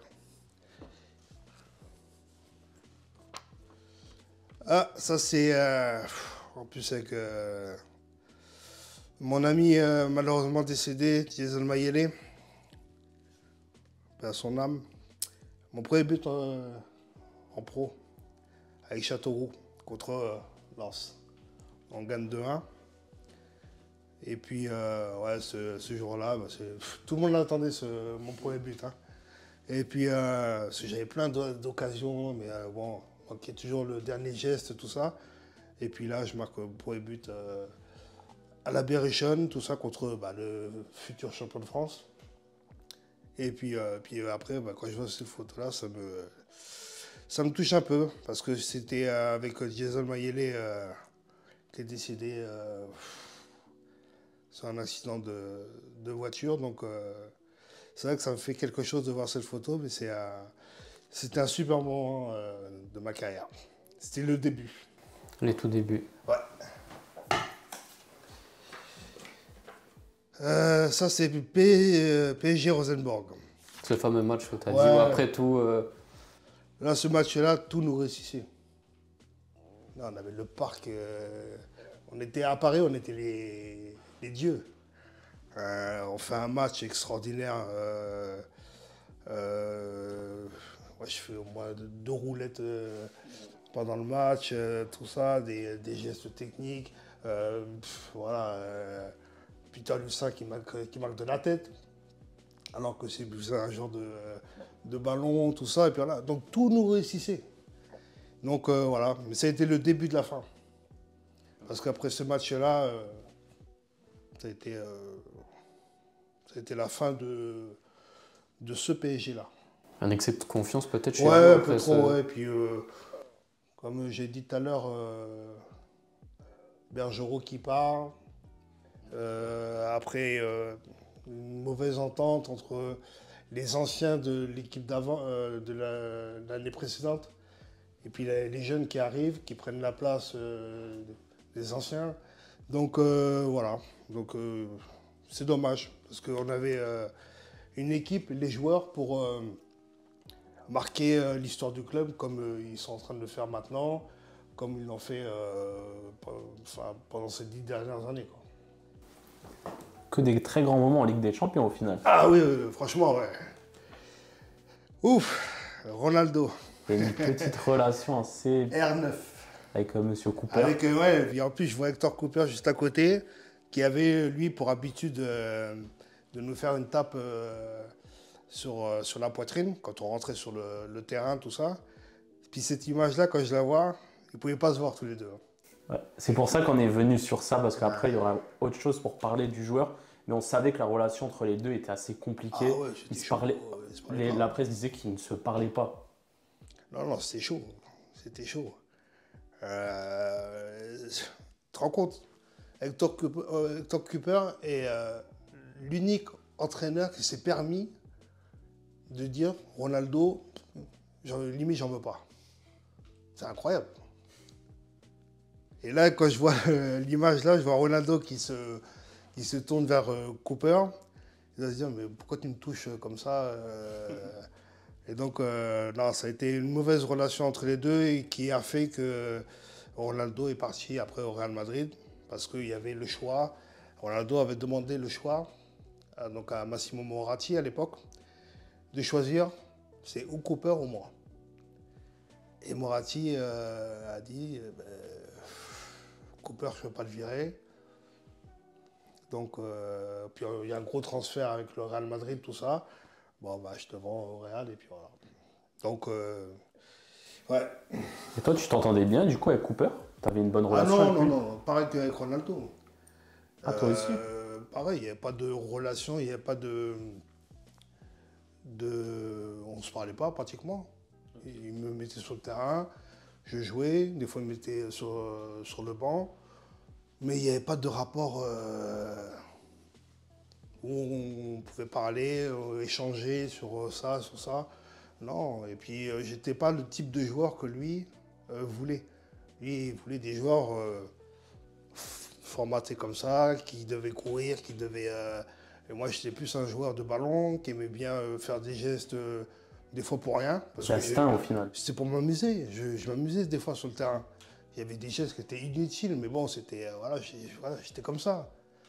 Mais non, avec lui, c'est pour ça aussi que je suis parti de l'Inter, parce que les rapports avec lui n'étaient pas extraordinaires. La dernière carte. Ça, c'est match avec Marseille contre Manchester United à Old Trafford, où on gagne 1-0 jusqu'à la 80e minute. Et puis, 85e égalisation, je crois que c'était Sheringham à l'époque. Et puis 89e, un truc comme ça, 2-1. Donc on part en ayant fait un gros match, mais après, manque d'expérience contre une grosse équipe, c'était le grand Manchester de l'époque. Donc, mais bon, après on s'est rattrapé parce qu'on gagne à domicile à 0 contre cette même équipe-là. Donc Ça reste un match inoubliable. Je pense qu'on a fait le tour des moments marquants. Maintenant, on va passer aux footballeurs marquants de ta carrière. Et moi, je vais envoyer le jingle du FD 11 de légende. Voilà l'équipe, on se retrouve avec le FD 11 de légende, avec le 11 de légende de Stéphane Dalma. En tout cas, on t'a concocté un beau 11. En fait, du coup, tu devras piocher la carte que tu veux, donner une anecdote sur lui ou ce que tu penses de lui. Tu as déjà parlé de quelques joueurs, mais là, je pense que tu vois des joueurs sur qui on n'est pas encore revenu. Et tu as 2 cartes vierges. C'est-à-dire, si ton 11 du coup, de légende à toi, que nous, on a concocté, ne te plaît pas, tu peux interchanger ces cartes et nous dire qui tu mettrais à la place. Ok. Et tu peux commencer par le joueur que tu veux. Bon, on va commencer par le gardien. Okay. Donc, Toldo. Toldo qui a marqué l'histoire du foot. Hein. C'était le gardien d'équipe d'Italie pendant une période. On se rappelle de l'Euro 2000, où il fait un Euro extraordinaire. Et puis, bon, on a la chance avec la France de gagner l'Euro. Mais voilà, c'était un grand monsieur que j'ai revu il n'y a pas très longtemps, que j'ai eu par un message aussi il n'y a pas très longtemps, avec qui je suis resté en contact après tant d'années, et qui est un gardien extraordinaire, grand, un peu à la Donnarumma au niveau de la taille, et puis au niveau de la prestance, au niveau du charisme, tout ça. Donc non, pour moi, c'est le meilleur gardien avec qui j'ai joué. Après, arrière droit, c'est obligé, hein, Zanetti. Et le capitaine. Ça, c'est la légende du club. Ça, c'est voilà, c'est le Robocop. C'est le joueur respecté. C'est le patron, au jour d'aujourd'hui, vice-président de l'Inter. Donc, voilà, même encore au jour d'aujourd'hui, je suis persuadé qu'il pourrait encore jouer au haut niveau. Parce que je l'ai vu un petit peu jouer avec les anciens de l'Inter, tout ça. Et je peux te dire que même encore au jour d'aujourd'hui, c'est clair, ça ne sera pas le Zanetti que tu as connu avant. Mais il serait meilleur que pas mal que je regarde, même en Ligue des Champions. Il va prendre la place à Dumfries alors, côté droit. Après, Dumfries, c'est pas mal. Hein. Mais c'est vrai, Zanetti... ensuite, après, Laurent Blanc, respect. Respect, ça c'est le président, c'est voilà, la classe, et voilà, il a marqué le foot français, champion du monde, voilà, c'est respecté en Italie, à l'Inter, voilà, tous les joueurs étaient tutoyés par le président. Le seul qui était vouvoyé, c'était Blanc. Il a dit bonjour, monsieur Blanc, tout ça, et puis voilà. Alors qu'il y avait des joueurs italiens, des Di Biagio, des Vieri, des trucs comme ça, c'était têtu, et puis voilà. Mais là, monsieur Blanc, limite, voilà, respect, ça m'avait marqué. Après, un Cannavaro. Pas sûr. Ouais. Moi, je changerais. Donc, je l'enlève. Ouais, tu peux juste le poser et dire qui tu choisis. Et puis, je mettrai Ivan Cordoba. Un autre. Un autre joueur emblématique de l'Inter. Un Colombien, mais pas très grand. 1m73. Mais qui sautait, qui avait une détente. Mais l'impression qu'il était sur un trampoline. Et puis qu'elle est vite, qui était dure sur l'homme, qui était... et c'est pour moi, la charnière là, Blanc et Cordoba, pour moi c'est à leur top. Et c'était infranchissable. T'en avais un qui était technique, et puis l'autre qui était... voilà, qui allait au charbon, qui prenait l'attaquant, qui... voilà. Donc, pour le moment, c'est... le seul changement que j'ai à faire, même si Cannavaro, avec tout le respect, qui a été Ballon d'Or, qui a été champion du monde, tout ça, mais moi, à choisir, j'ai préféré plus Cordoba que Cannavaro. Il t'en reste plus qu'une carte. Hein. C'est-à-dire, pour l'instant, il y a eu un changement, il faut que ça soit quasi parfait. J'ai dû faire une erreur. Hein. Après, l'arrière gauche, William Gallas. Même si c'est pas spécialement son poste, parce que c'est plus un axial. Mais je l'ai connu au début à Marseille, il jouait arrière gauche. Un contrat impossible de le passer. Je me rappelle à l'entraînement, j'étais là, j'ai dit, mais c'est le seul joueur que j'arrive pas à passer. Même en match, un jour sur le terrain, quand j'étais à Paris, on fait un PSG Marseille. Et puis, je me rappelle, il me disait, allez, viens. Et moi, j'étais là, je ne savais plus, parce qu'il me connaissait. Il savait ce que j'allais faire, même si des fois, je voulais inventer des trucs, tout ça. Mais ce mec-là, je sais pas, j'arrivais pas. Et puis après, sa carrière parle pour lui. Ça a été un monstre défensivement, tout ça. Et puis, voilà, j'ai un énorme respect pour William. Après, Clarence Seedorf au milieu, mon idole, mon modèle. C'est celui qui m'a inspiré, qui m'a beaucoup aidé aussi à l'Inter. Parce que paradoxalement, avec la carrière qu'il a faite, quand je suis arrivé à l'Inter, on était en concurrence tous les deux. Et Seedorf, qui n'était pas aimé par l'entraîneur Tardelli à l'époque, je jouais. Et lui, il était souvent, c'est un truc de dingue. Il était en tribune. Il était des fois 19e. Et je me dis, et puis il venait me voir, pas de jalousie, pas de... Le mec, c'était, voilà, respect. Il allait voir les joueurs. Des fois, il offrait des petits cadeaux à chaque joueur, tout ça. Nous avait tous offert un bob. Chaque joueur, tout ça. Avec le surnom qu'on avait, tout ça. Et donc, voilà, bon, pour moi, ça reste une référence mondiale. Sa carrière lui a rendu après avec Ah la Ligue oui, des c'est Champions. clair. Même là, au jour d'aujourd'hui, partout où il va, voilà, et encore, on parle de Zanetti qui était capable de jouer.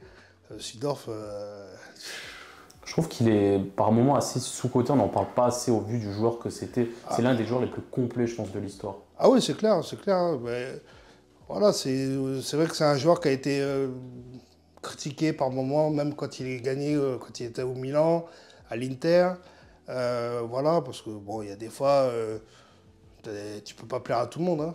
Mais c'est vrai que ouais, il a été sous-coté, mais quand on parle de Seedorf, on parle de légende mondiale. Après, ouais, Recoba, non, Recoba c'est le génie.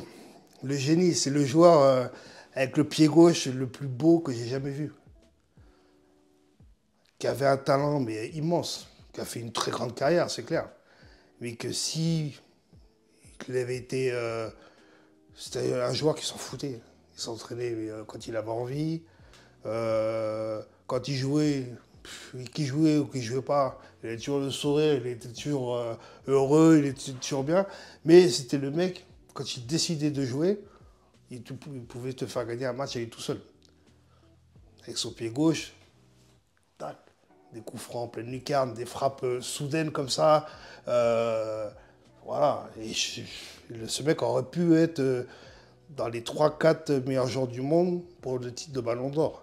Après, bon, ça reste quand même Alvaro Recoba, Chino, comme on le surnomme, une légende du foot. Après, non. Yoann Micoud. Il a fait une très grande carrière. Très grande carrière. Mais après, je l'ai connu à une période où il était en fin de carrière. Et puis il était cramé. Il était cramé physiquement, tout ça. Mais ouais, j'enlèverais du 11 que vous m'avez proposé. Et je mettrais à sa place, on va enlever un petit peu les grands noms qu'on connaît, et Jérôme Leroy. Jérôme Leroy, c'était, je peux vous assurer, c'est pour ça que ça va surprendre beaucoup de gens, c'était un phénomène. Quand il avait envie, puis quand il était à l'entraînement, ou ou dans certains matchs, des gestes techniques. Il était aussi fort, sincèrement, que des grands noms du foot. Et Jérôme Leroy, dans l'Europe, personne ne le connaît. Mais je peux vous garantir que ce mec-là, c'était un phénomène. S'il avait envie, il aurait pu faire une carrière, jouer dans les plus grands clubs européens, tout ça. Mais après, c'était le mec qui venait à l'entraînement avec ses chaussures, son gel douche, qui faisait son entraînement, qui s'amusait. Et puis après, il se barrait et rentrait chez lui. Voilà. Après, on m'a mis Arteta, mais j'ai pas joué avec lui. Tu l'as pas côtoyé au PSG? Non. Quand je suis parti, lui, il est arrivé. Ah d'accord, il y a eu un... Ouais. Si tu veux, tu peux ajouter ton milieu alors. On te met un petit joker. Et Peter Luxin. Qui t'a suivi du coup. On s'est connus en espoir. À Marseille, Paris, on a toujours été associés, même encore au jour d'aujourd'hui. On parle toujours, quand on parle de Dalma, Dalma, Luxin, Anelka, Luxin, Dalma, Anelka, même si Anelka a fait une carrière, on va dire, un peu plus meilleure que la nôtre quand même, il faut être honnête. Peter Luxin, c'était un génie. Un génie au milieu de terrain qui a fait une très belle carrière, qui aurait pu faire une carrière encore extraordinaire, qui a été, on a un petit peu la même, pas la même histoire, mais la même trajectoire un petit peu par rapport à la carrière. Mais voilà, au milieu de terrain, vous mettez les deux, Seedorf et Luxin, c'est magnifique, voilà, c'est beau à avoir joué. Et après, donc, on va finir sur les deux attaquants. Là, il n'y a rien à changer. Hein. Même s'il y en a beaucoup. Quand je parle de Crespo, qui était aussi un monstre. Mais Ronaldo et Vieri, voilà. Bobo Vieri, voilà, c'est légende du foot mondial en Italie, à l'Inter. Partout où il est passé, il a toujours terminé meilleur buteur. Il a été l'Atlético Madrid une saison. Il est meilleur buteur du championnat d'Espagne, tout ça. Donc voilà, c'est un monstre. C'est un grand monsieur du foot. C'est le respect. Voilà. Du coup, Bobo Vieri, il a quand même un caractère assez viral en Italie avec la Bobo TV. Il y avait Cassano et Ventola, Nicola Ventola, que tu as côtoyé aussi. Ouais. Très bon joueur. Très bon, ouais, très bon attaquant, mais c'est pas un joueur qui m'a marqué spécialement. Bah, ça se voit un peu sur les interviews, mais du coup, est-ce que Vieri avait déjà ce caractère assez un peu fou, comme il le montre sur son émission, sur son ancienne émission, du coup? Oh, il avait un caractère. Oh, je me suis fait pourrir des fois. Hein. Ah, il m'insultait parce que fallait jouer avec lui, il fallait lui donner le ballon au bon moment, au beau tempo, tout ça. Mais par contre, il me kiffait. Autant il pouvait des fois me hurler, me dire Dalma. Puis après, de dire. L'autre fois, j'avais fait un truc sur Bein et puis donc ils l'ont interviewé pour me saluer et puis voilà, me complimenter sur voilà, de dire que j'étais l'un des meilleurs joueurs, des meilleurs milieux de terrain avec qui il a joué pendant toute sa carrière. Bobo Vieri. Et ça, venant de la part de ce monsieur-là, franchement, pour moi, c'est un honneur de jouer avec ce mec-là. Et puis après, pour finir, Ronaldo, le vrai, comme beaucoup disent, sans manquer de respect à Cristiano Ronaldo. Hein. Mais bon, R9, c'est lui qui a révolutionné le foot. Attaquant, pour moi, le meilleur joueur de tous les temps. Oui, il y en a eu beaucoup, des Pelé, des Maradona, des tout ça. Après, voilà, pour moi, c'est Ronaldo. Il avait tout, le physique, il allait vite, la technique, le génie, la puissance, tout. Voilà, R9, voilà, c'est la plus grande légende, pour moi, du foot. C'est beau, c'est belle parole. Ah, c'est. Tu peux dire que tu as joué avec R9, c'est quand même une chose. Je peux te dire, j'ai joué, je l'ai côtoyé, un mec extraordinaire. Et voilà. C'est quand je regarde après ma carrière, je me dis qu'avant je jouais avec Ronaldo, ça y est, c'est tout, stop. Non, mais c'est vrai. Et nous, on va te demander du coup de faire ta dernière passe D. Ta carrière n'est pas encore finie, mais il te faut une dernière passe D. Si tu veux regarder la caméra devant toi et faire ta dernière passe D, en invitant soit un ancien joueur, un ancien dirigeant ou un ancien entraîneur pour un futur épisode du FD Extra Time. Tu peux prendre ton temps, réfléchir qui tu pourrais... Passe D, comment ça Une passe D, c'est-à-dire qu'en fait, tu invites juste quelqu'un pour l'émission et pour nous, c'est un peu une passe D pour nous. Tu comprends ? Ah ouais. Après, Ronaldo, je pense pas qu'il viendrait sur Paris pour l'interview. Ouais. Un que je voudrais bien, Peter Luxin. Ok. Parce qu'on ne le voit plus, pratiquement. On n'en parle plus. Et c'est vrai que ça serait une curiosité de savoir ce qui devient. Mais moi, je n'ai plus de nouvelles, mais c'est vrai que si il y avait l'opportunité d'avoir Peter Luxin, je pense que ça ferait plaisir à beaucoup de monde. Peter Luxin, du coup, si tu regardes cette vidéo, mais en tout cas, on essayera de le contacter afin de l'avoir sur l'émission. En tout cas, Jordan, si tu as un petit mot pour la fin. Moi, c'était génial, ça m'a régalé. Juste quand on voit le 11, on se dit quelle carrière tu as eu. Donc, un grand merci d'être revenu sur cette belle carrière. Ah, bah, c'était avec plaisir, hein, de se remémorer tout ça et puis de faire partager à tout le monde. Voilà, même s'il y en a encore, voilà, il y en a encore plein d'autres, mais c'est vrai que avoir côtoyé ces joueurs-là, c'est un honneur et un privilège que j'ai eu durant ma carrière. Et nous, on a eu le privilège de t'avoir du coup sur le 4e épisode du FD Extra Time. On va vous laisser du coup. À très vite. N'hésitez pas à liker, commenter, etc. Ça, vous connaissez la musique. Ciao l'équipe. It's not a game, it's a rich thing.